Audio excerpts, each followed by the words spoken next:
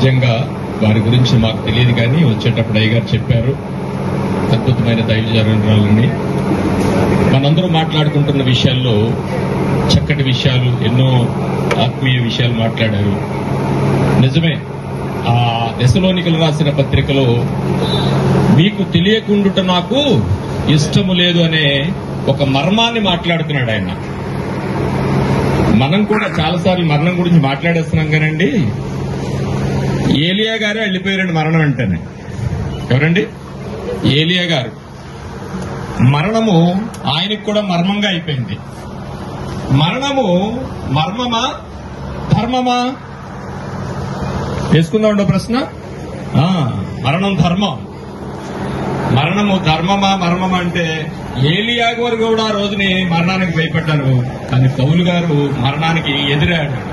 అయ్యా, నిన్ను కాళ్ళు చేతులు కట్టేసేసి యెరూషలేములో నేను చంపేస్తారని చెప్పాడు ప్రవక్త వచ్చి. కానీ ఆ రోజు ఏలియా గారు అంత పౌరుషం ఉన్న ఆయన ఎందుకు భయపడ్డాడు? ఈ రోజు ఆయన పౌలు గారు ఎందుకు భయపడలేదంటే, ఇదిగో ఒక రోజు మరణానికి కోరలున్నాయి. ప్రియులారా, దైవ సైకులైన మీ అందరికీ అల్పుడనైన నేను మాట్లాడుతున్నా ఈ చిన్న మాట ఏంటంటే, ఒక రోజు పాత నిబంధనలో ఆ మరణానికి కోరలున్నాయి. ఆయన శిలువ మీద వేలాడి రక్తపు ముద్దగా మారి ఆయన ఏం చేశాడు తెలుసండి?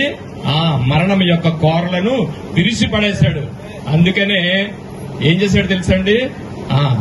మీరు యెరూషలేము వెళ్ళిన తర్వాత కాళ్ళు చేతులు కట్టి నేను చంపేస్తారంటే నాకు భయం లేదు, మీరు చంపేస్తారని మాట్లాడుతున్నారు. నాకు అక్కడికి వెళ్లాలని ఉంది, నేను అక్కడికి రెడీగా ఉన్నాను. అక్కడికి రెడీగా ఉన్నప్పుడు కాళ్ళు చేతులు కట్టి కొట్టితే నాకు భయం ఏంటి? ఇది సీక్రెట్. దశలోనికలు రాసిన పత్రికలో పౌలు గారు మాట్లాడుతున్నది అంటే, మీకు తెలియకుండా నాకు ఇష్టం లేదు. This is the secret. What is the definition of death? It is separation of only body. మరణం అనగా దేహం నుంచి వేరుపరిచేదే కానీ దేవుడి నుంచి వేరుపరిచేది కాదు. ఎప్పుడైతే నువ్వు ఆ కోరలు పీకేసిన మరణం ద్వారా, యేసు ప్రభు వారి ద్వారా ఈ మరణాన్ని నువ్వు చేయించగలిగావో, అప్పుడు ఒక విషయం మాట్లాడాడు. వాక్యము ఎలా అడగటండి?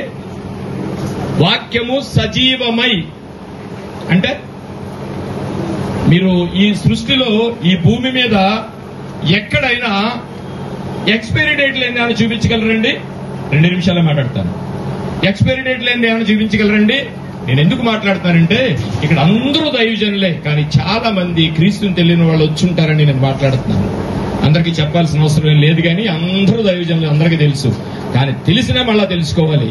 ఈ భూమి మీద ఎక్స్పైరీ డేట్ లేనిది ఏమన్నా చూపించగలరా అంటే, ఈ మానవుడు సూర్యుని కింద ఆరిన నేల మీద ఎక్కడా కూడా ఎక్స్పైరీ డేట్ లేనిది ఏది చూపించలేదు. ఎక్స్పైరీ డేట్ లేనిది ఏది అంటే వాక్యము. వాక్యము సజీవమై బలము గలదై ఎటువంటి 2 అంచుల ఖడ్గముకైనను వాడిదై. ఆయన ఎక్కడుంటాడంట?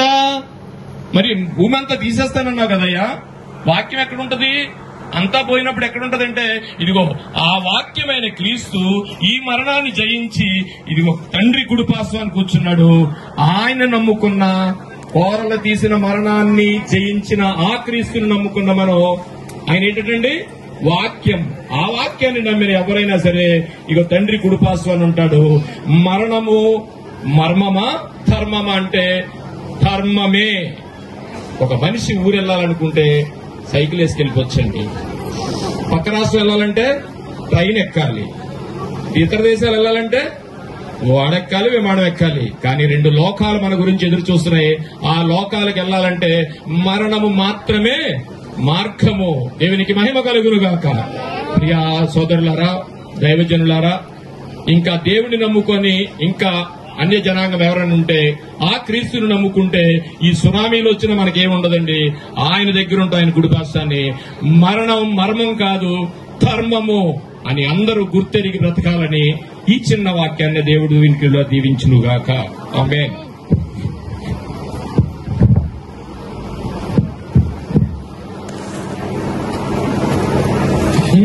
మరణానికి భయపడకూడదు, కానీ భయం వేస్తుందండి. మరణం వచ్చినప్పుడు నేను భయపడ్డాను. యేసుప్రభు కూడా గెత్సేమని తోటలో భయపడ్డాడు. అందుకని ఈ పాత్రను నా యొద్ద నుండి తొలగించమన్నాడు. భయం లేదని అనుకుంటాం కానీ భయం వేస్తుంది.